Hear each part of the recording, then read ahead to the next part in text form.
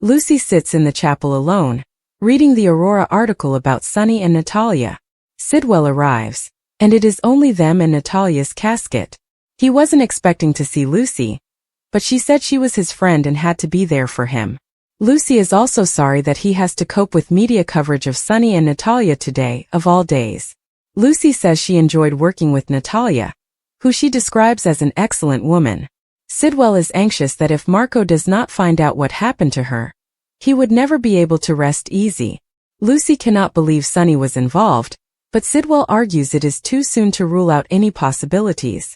Lucy wonders if Natalia mixed her substances. Sidwell laments that anything is conceivable, and he and Natalia were once very much in love. She gave him a son and will always have a special place in his heart.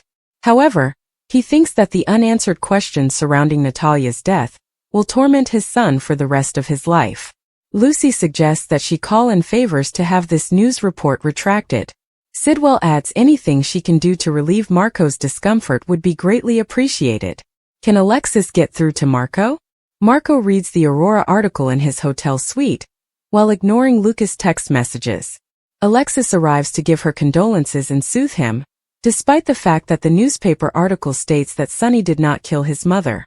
She claims the piece lacked facts and was full of insinuation, referring to it as clickbait. Alexis claims she understands what Sunny is capable of, both good and terrible.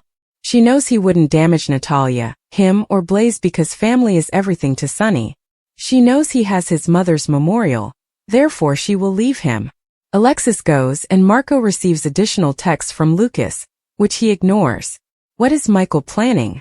Carly, Michael, and Sunny are talking in the kitchen. Michael asked to visit them to explain that Sasha and Daisy are leaving Port Charles since Daisy has been targeted. Carly suspects Drew, but Michael is skeptical. Sunny interprets Daisy's kidnapping and return as a message, signaling that someone wants his attention. Daisy, the penthouse bombing, the attack in Los Angeles, all of these events revolve around him. Sunny claims he can defend Sasha and Daisy 24 hours a day. Michael claims he offered her that, but she refuses to live that way. He believes Sasha deserves serenity after what she's been through, and he wants to give her that.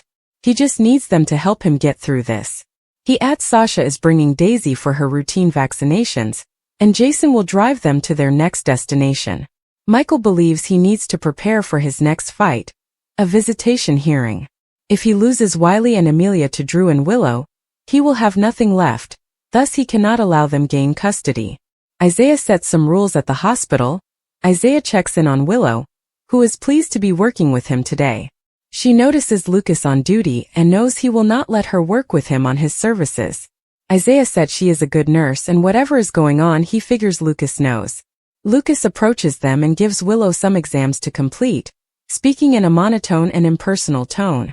Isaiah tells them to pause and figure out what's going on.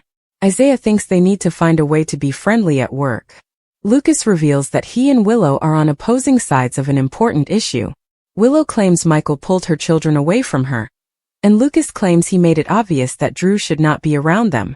They eventually agree to keep their difficulties out of the hospital and to perform better at work. Isaiah says, "So wasn't so difficult, was it?" Later, Lucas changes into a suit and notices that his texts to Marco are not being returned. Meanwhile, Willow expresses gratitude to Isaiah for intervening earlier and easing a difficult situation. Willow claims Michael, not Lucas, is the man she wants to fight. She admits to making mistakes, but she will soon be married and able to provide a stable home for her children. She claims Michael will be a divorced man with 3 children from 3 separate mothers.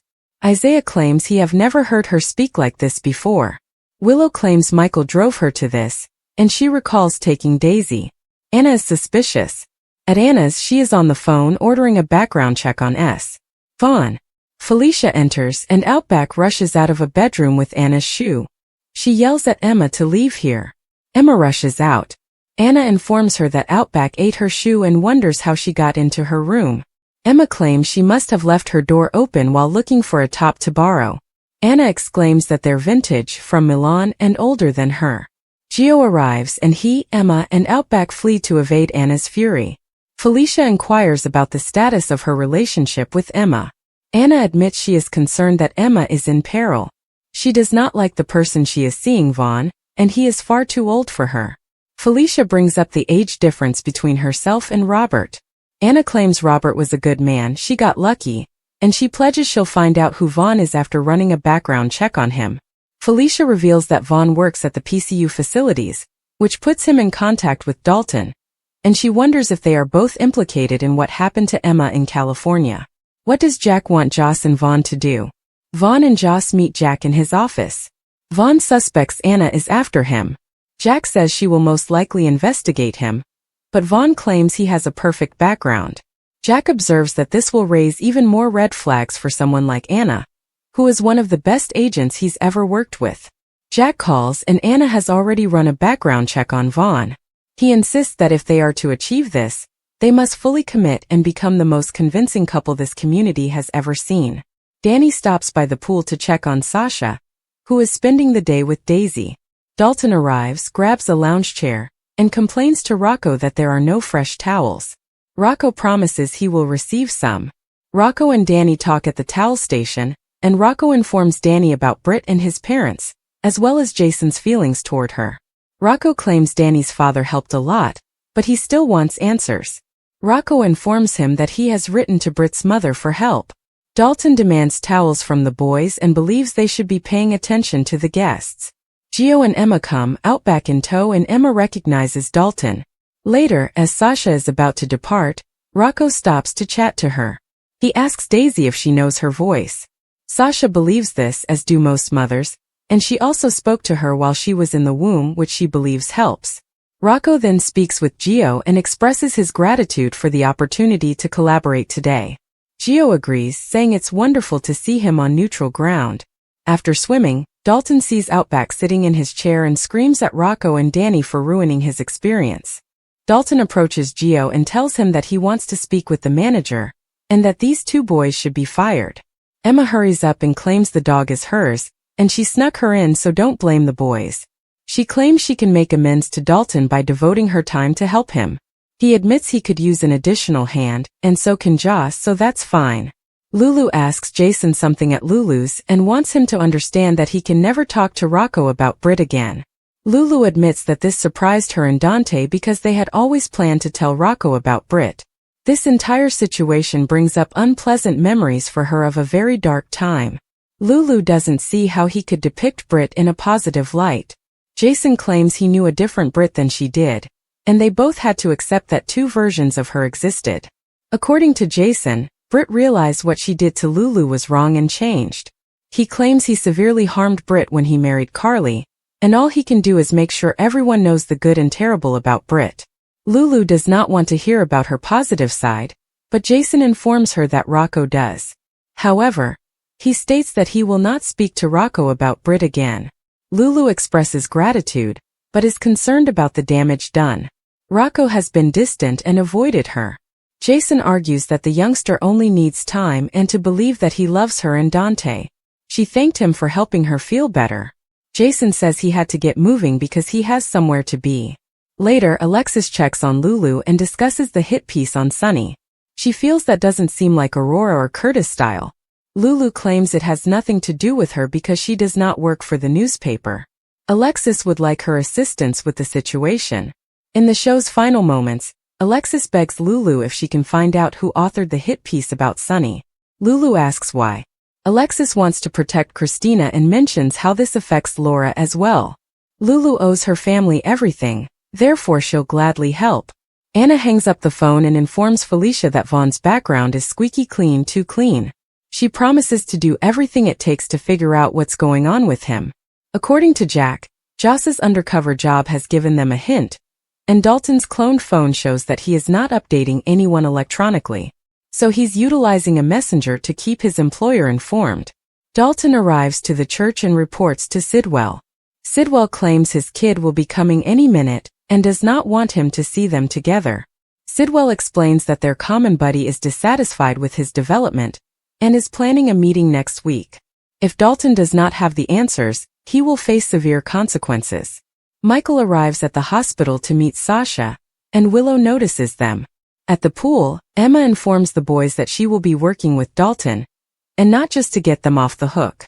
She explains that she needs access to Dalton's files, and that she suspects he is doing animal experiments.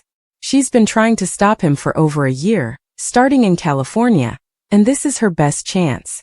Lucas meets Carly outside Marco's room at the Metro Court. He expresses concern over Marco, who has not responded to his messages. Carly uses his MasterCard to get access to his room, which is empty. We then notice Marco is imprisoned in a warehouse area.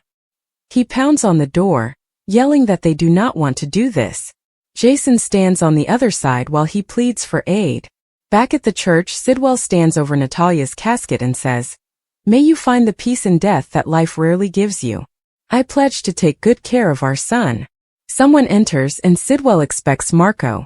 However, Sonny informs us that his son will not be attending. On the next General Hospital, Drew confronts Carly, telling her that Michael's stubbornness to compromise will cost him more misery than she can imagine. Willow questions Michael at the hospital about what he has done. Tracy is at home and has a proposition for someone.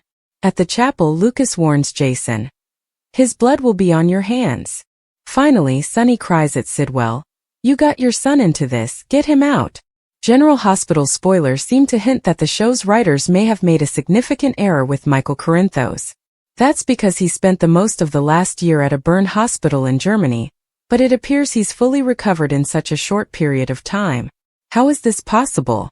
The writers made this huge mistake with Michael Corinthos. This has led many fans to wonder if the General Hospital writing team is even paying attention to any of the show's minor details, and how it's nearly impossible for Michael to look the way he does despite the fact that he almost died. It goes without saying that the internet had a lot to say about the situation. Some have even stated that Michael spent months in a burn unit, but has no scars. Joss underwent a kidney transplant but has no scars. Michael was almost blown up a year ago and has no scars. To be truthful, Michael has a completely new face, but thanks to a novel method, no one, not even the patient, can notice the difference. General Hospital spoilers. What's next for Michael Corinthos? Another fan posted, "Also remember Michael didn't even finish his treatment, he left early, so he should still have scars, at least a few I would think." Additionally, there was the following response. "Not to mention Michael is in the sun, shirtless and swimming after having third-degree burns over the majority of his body a mere 6 months ago." Michael is in the sun, shirtless and swimming after having third-degree burns over the majority of his body a mere 6 months ago. ABC broadcasts General Hospital on weekdays. Check the local listings for times. In the meantime, please share your ideas in the comments box below. General Hospital spoilers and updates show that the ABC soap appears to be closing in on Willow Tate, prompting viewers to wonder about Caitlin McMullen's possible departure from the program. This idea arose after General Hospital viewers learned this week that Willow was Daisy Gilmore's vengeful stalker. Willow's behaving strangely. Many fans could see this turning point coming a long time ago. Willow has acted strangely since losing custody of Wiley and Amelia Corinthos. However, it is evident that Willow has recently crossed multiple legal lines while dealing with her mental health. After breaking into the Quartermain estate and dealing with Daisy without her parents' permission, she now has two options: incarceration or a mental health facility. Either choice would likely diminish Willow's screen time. So might this indicate her departure from the show as Caitlin McMullen departing the series? Sophia Matson, who plays Sasha Corbin, is rumored to be departing General Hospital, but there are no hints regarding Willow. This was hinted to in the episode on Wednesday, July 9th, when a terrified Sasha told Michael Corinthos that the only way to keep Daisy safe is to leave town. If Willow maintains her conduct with Daisy, Sasha may overlook Michael's reservations and make this a reality. They even discussed it with Jason Morgan. However, it is well known that no secret in Port Charles remains hidden for long. Therefore, Willow will be caught for her deeds. The truth about Daisy's stalker will outrage Michael whether she confesses or gets caught red-handed.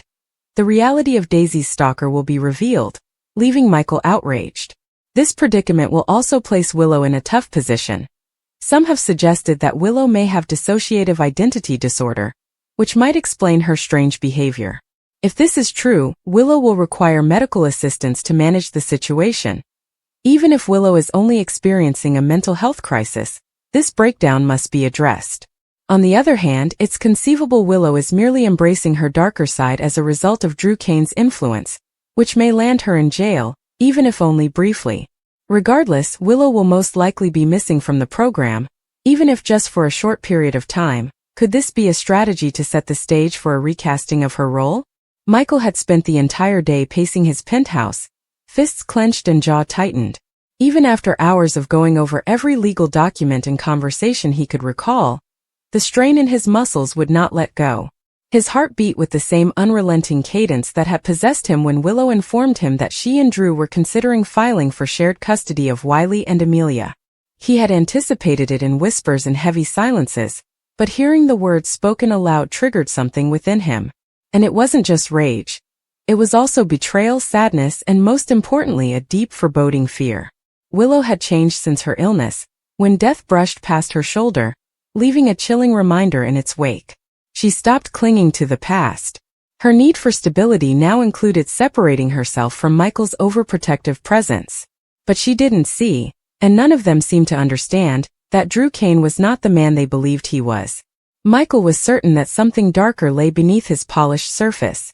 When it came to his family, he had always trusted his instincts. They screamed more loudly than ever.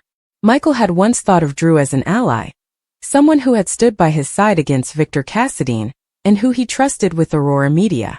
However, confidence had eroded gradually, piece by piece, until only suspicion remained. He couldn't say exactly when it started. Perhaps it was when Drew began to spend more time with Willow than was required. Perhaps it was Drew's subtle adjustments in manner, his growing inclination to isolate himself, or the late-night phone conversations, which were always made outside and finished with a guarded grimace. Then came the secrecy and evasion when Michael posed direct inquiries. Michael had stopped moving when Willow told him about the plan to petition the court for split custody. It wasn't only the shock. Willow implied that she no longer trusted him as her children's father.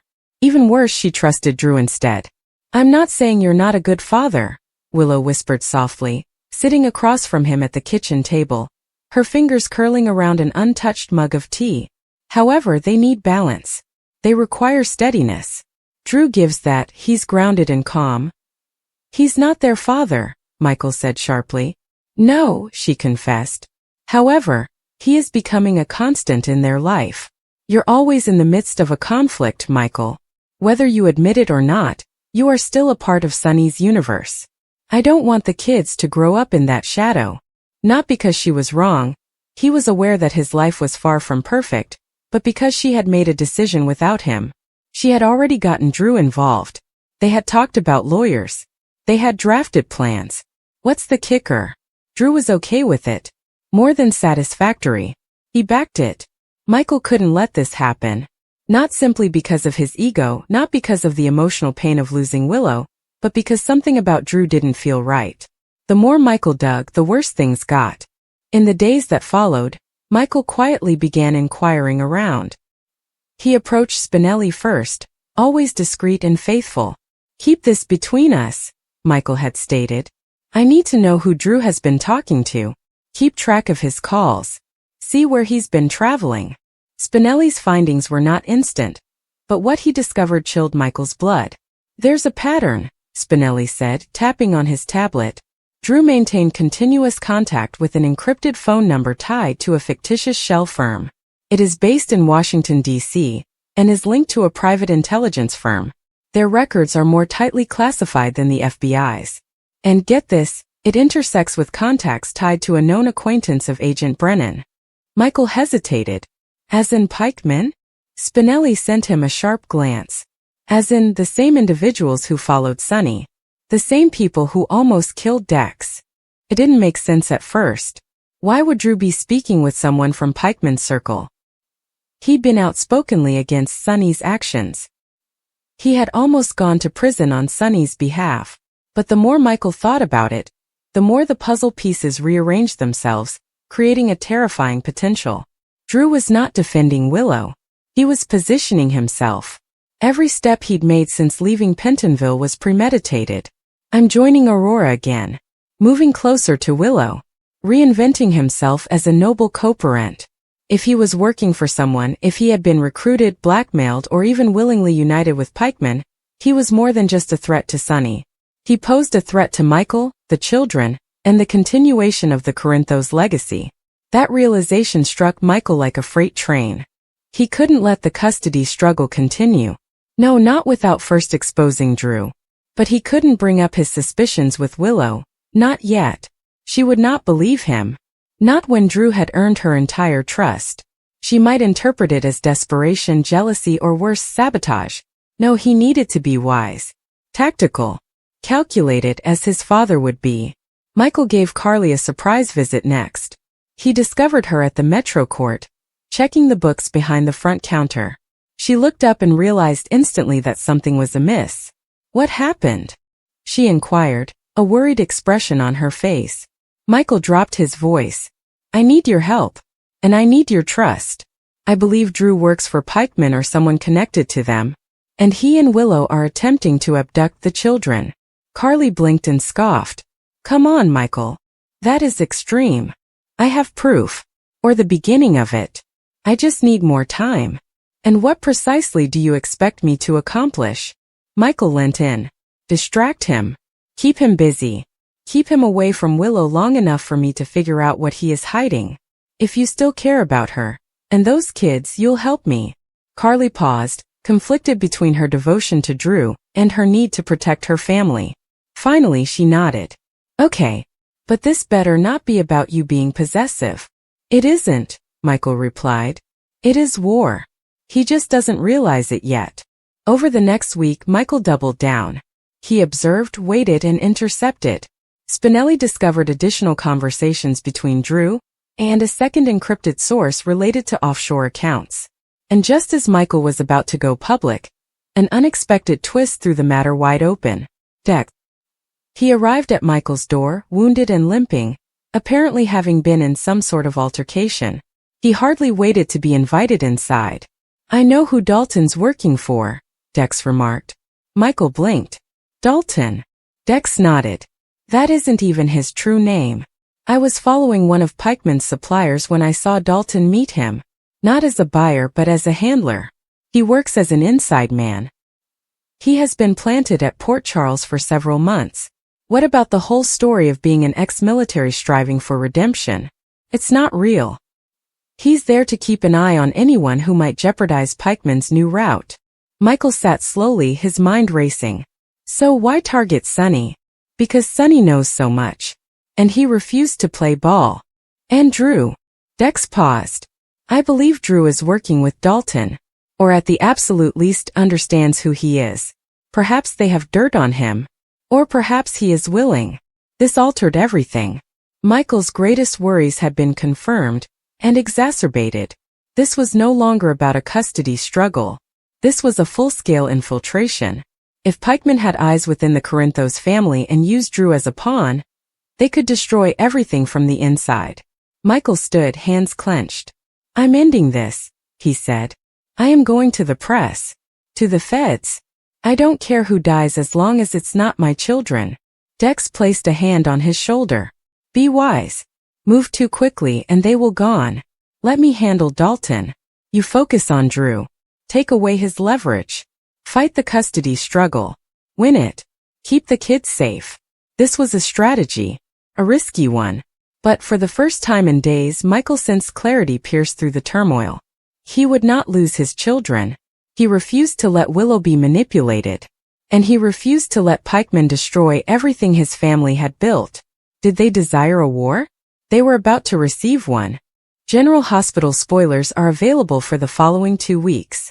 From July 14th to July 25th, fans should expect Vaughn to make a significant error. Liesl Orbrecht returns. Nina Reeves also faces the consequences. Continue reading and let's discuss what's coming up on the ABC soap show.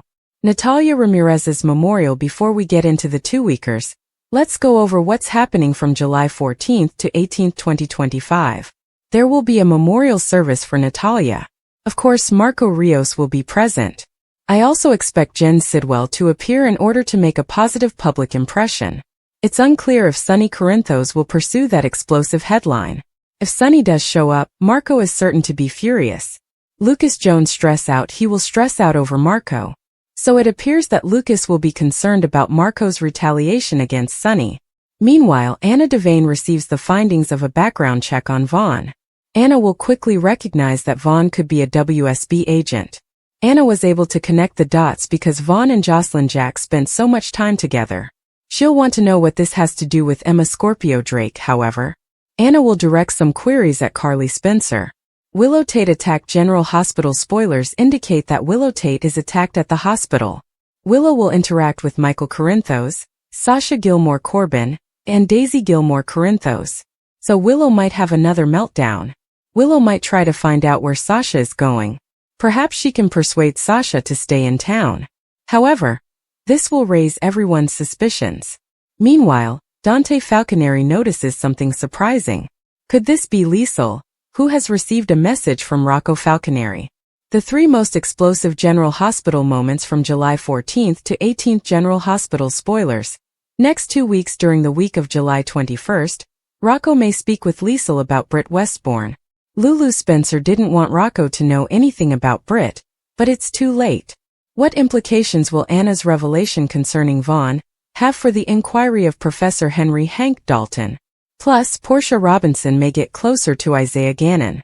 General Hospital spoilers for the next 2 weeks, July 14th to July 25th, state that Dante Falconeri appears to be on the verge of making a revelation about Liesl Albrecht while Vaughn's cover has been blown. Drew Kane will also seek to manipulate Nina Reeves. So here's what viewers can expect. Natalia Ramirez's memorial will cause some uncomfortable scenes during the week of July 14th to 18th, potentially fueling Marco Rios' vindictive feelings toward Sonny Corinthos. Sonny will gain an advantage over Sidwell and attempt to reclaim some control in their feud. Lucas Jones will become terrified of Marco and the dangers he may face as a result. After Anna Devane conducts a background check on Vaughn, she will most likely learn her strange suspicions about him were correct. The WSB's fingerprints may be all over this background check. Anna may quickly notice Vaughn's undercover status and presume he is researching Professor Henry Hank Dalton. The concern is whether Anna will suspect Vaughn, a rookie WSB agent, of being involved in that probe. Anna will press Carly Spencer for information, so she may attempt to learn more about what Jack Brennan is really up to. At the hospital, Sasha Gilmore Corbin, Michael Corinthos, and Daisy Gilmore will all run into Willow Tate, which should lead to Willow's next dilemma. Willow may learn that Sasha is leaving town with the baby, and know she will be unable to complete her gaslighting strategy. Willow may appear impatient and overly eager to keep Sasha with her new bundle of joy, which could arouse suspicions. Willow might even bring up the bassinet mix-up at GH, which could set Sasha off. Perhaps Sasha will begin to suspect if Willow is responsible for that and other incidents at the Quartermain estate. Sasha will see Nina later, so we'll see if she just wants to say goodbye, or if she's concerned about Willow getting out of control. Michael will have to make an important decision, so might it be related to a strategy to keep Sasha and Daisy around? If Willow is uncovered soon, Daisy and Sasha might not have to go after all. However, there is still enough of Sonny danger lurking about town, so he will be forced to make a sacrifice for the people he cares about.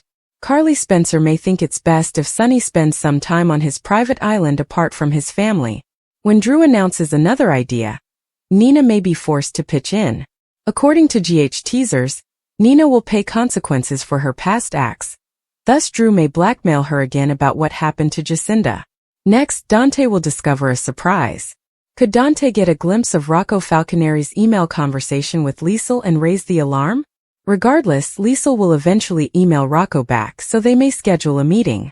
The week of July 21st to 25th might easily get Liesl and Rocco together for coffee and a discussion about Britt Westbourne. Kelly Thibault's comeback is almost coming, so fans will be keen to find out whether Britt has returned from the grave or is a new character. The timing is intriguing, since Emma Scorpio Drake is getting closer than ever to a lab break-in. Since there have been some hints that Professor Dalton is hiding some cloning research, this could play a role in Thibault's comeback plot. With Portia Robinson, temptation may increase due to her relationship with Isaiah Gannon. Will Portia end her marriage by hitting the sheets with Isaiah? According to General Hospital teasers, Dante Falconeri is furious with Brooklyn Quartermain for her reckless choice to investigate Rocco Falconeri's birth, which exposed Britt Westbourne's participation.